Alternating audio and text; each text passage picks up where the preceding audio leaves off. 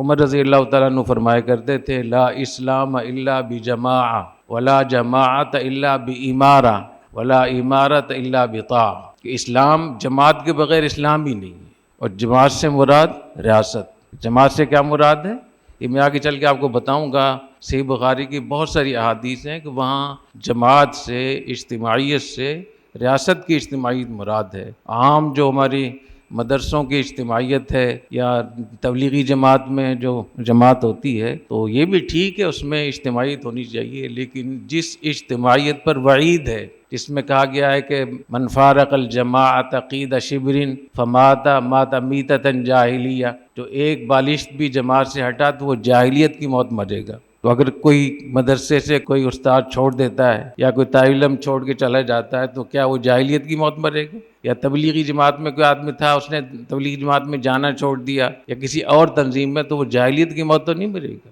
تو جس اجتماعیت پر جاہلیت کی وعید ہے اور جس جاہلیت کے اوپر یہ کہا گیا ہے کہ فقد خلع ربقۃ الاسلام من عنق مات ولیس فی عنقہ بیعہ مات میتۃ جاہلیہ، تو اس سے مراد یہ ریاست والی اجتماعیت ہے جس سے خروج اور بغاوت یہ احکام متعلق، یہ خوب یاد رکھیں۔ یہ میں اس لیے کہہ رہا ہوں کہ جو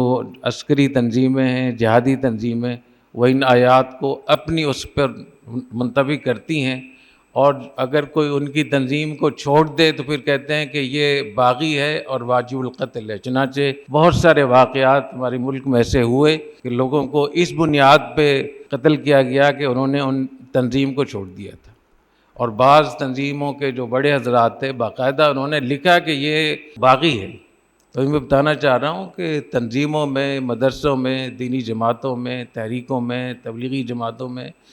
اگر کوئی جماعت کو چھوڑتا ہے، پارٹی کو چھوڑتا ہے، تو وہ باغی شمار نہیں ہوگا، نہ ہی وہ واجب القتل ہوگا۔ اس کو قتل کرنا، نقصان پہنچانا جائز نہیں ہوگا۔ ہاں، جب تک وہ اس تنظیم میں رہے، اس مدرسے میں رہے، اس وقت تک ان کو اس کی پالیسیوں کی اور ان کے حدود و ضوابط کی پابندی کرنا ضروری ہے، کیونکہ جب کہ آدمی کسی مدرسے میں داخل ہوتا ہے یا استاذ بنتا ہے یا کسی پارٹی میں شریک ہوتا ہے تو وہ